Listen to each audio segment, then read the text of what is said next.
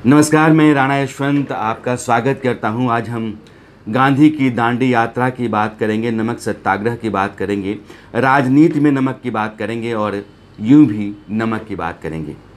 आज ही के दिन 12 मार्च 1930 को महात्मा गांधी ने अहमदाबाद में साबरमती नदी के किनारे जो उनका आश्रम था, जिसको साबरमती आश्रम कहते हैं, वहाँ से नौसारी ज़िला जो समंदर किनारे है उसमें एक जगह है दांडी, वहाँ तक की यात्रा शुरू की।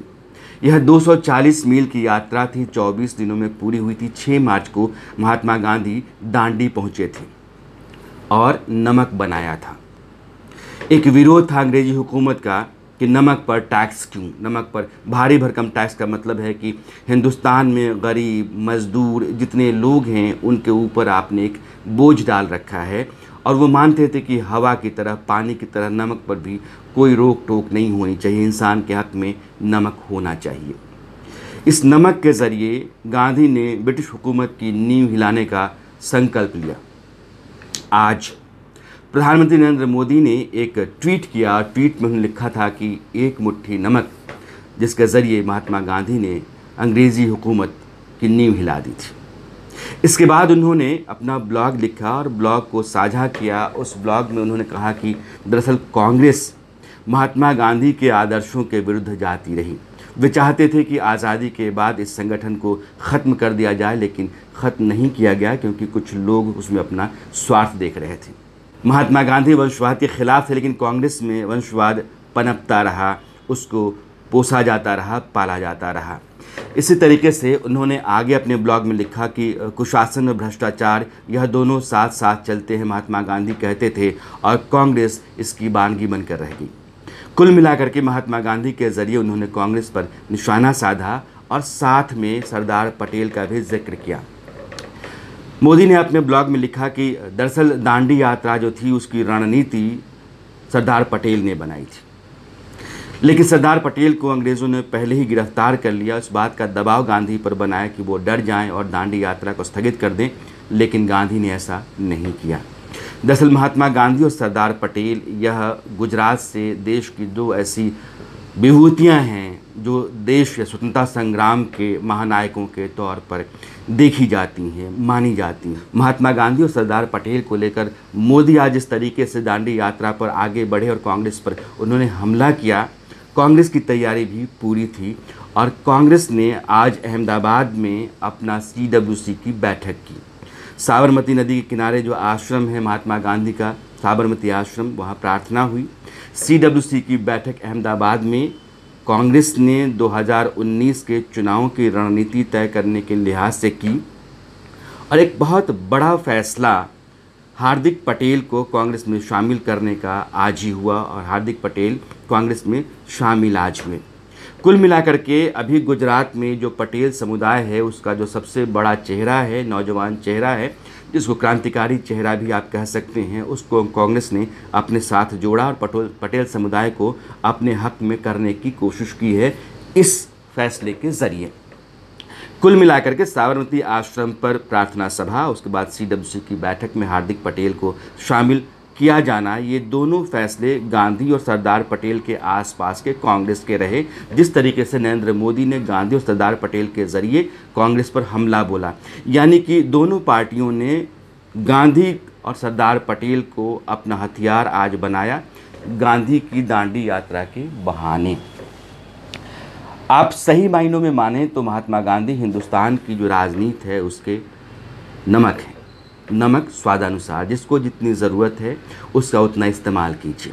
बीजेपी के साथ दिक्कत ये रही कि बहुत लंबे समय तक गांधी के ख़िलाफ़ बीजेपी को बताया जाता रहा, माना जाता रहा, और इसलिए क्योंकि गांधी की हत्या नाथूराम गोडसे ने की थी। नाथूराम गोडसे हिंदू महासभा आरएसएस बीजेपी, इस रास्ते से बीजेपी तक नाथूराम गोडसे को लाया जाता था और महात्मा गांधी का हत्यारा बीजेपी का था, यह बताया जाता था। लेकिन मोदी के आने के बाद यह सूरत बदली। उन्होंने ना सिर्फ गुजरात के गर्व की बात की, बल्कि महात्मा गांधी और सरदार पटेल, इन दो महानायकों को बीजेपी के पाले में खड़ा करने की कोशिश की और इस बारे में और इस मकसद में नरेंद्र मोदी बहुत हद तक कामयाब भी रहे हैं। जो उनका सबसे बड़ा मिशन रहा स्वच्छता का, वो महात्मा गांधी के नाम पर उन्होंने शुरू किया। ठीक वैसे ही जैसे मनरेगा कांग्रेस ने शुरू कर रखा था। महात्मा गांधी के नाम पर रोजगार गारंटी का सबसे बड़ा कार्यक्रम मनरेगा कांग्रेस यूपीए 1 के दौरान शुरू हुआ था और नरेंद्र मोदी ने स्वच्छता का सबसे बड़ा अभियान महात्मा गांधी के नाम पर स्वच्छता मिशन शुरू किया। सरदार पटेल की उन्होंने सबसे ऊंची मूर्ति वहां खड़ा की और इसके ज़रिए उन्होंने यह बताया कि गुजरात के यह दोनों जो महानायक हैं वह देश की विभूति हैं और बीजेपी के भी वो आइकॉन हैं, बीजेपी के भी बड़े नायक हैं। मोदी ने इन दोनों नेताओं को, महापुरुषों को बीजेपी और बीजेपी की नीति रीति में शामिल करने की कोशिश की और बहुत हद तक वो कामयाब रहे हैं, इसमें कोई दो राय नहीं है। और इसका नुकसान कांग्रेस को हुआ है।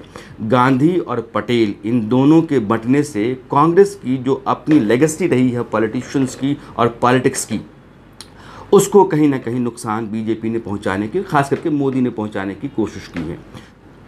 कुल मिलाकर के जो हिंदुस्तान की राजनीति का नमक महात्मा गांधी हैं, उनको लेकर एक युद्ध मोदी के आने के बाद से चलता रहा है और मोदी ने बार बार ये कोशिश की है कि यह कांग्रेस जो है वह महात्मा गांधी के आदर्शों पर उनके चाहे के मुताबिक कभी चली नहीं और महात्मा गांधी जो चाहते थे कांग्रेस ने कभी वैसा किया ही नहीं। इसलिए बीजेपी गांधी के आदर्शों और गांधी के सिद्धांतों को लेकर आगे बढ़ना चाहती है, बढ़ रही है और बीजेपी के भीतर ही आप गांधी के सपनों को देख सकते हैं। नमक सबसे ज़रूरी चीज़ है।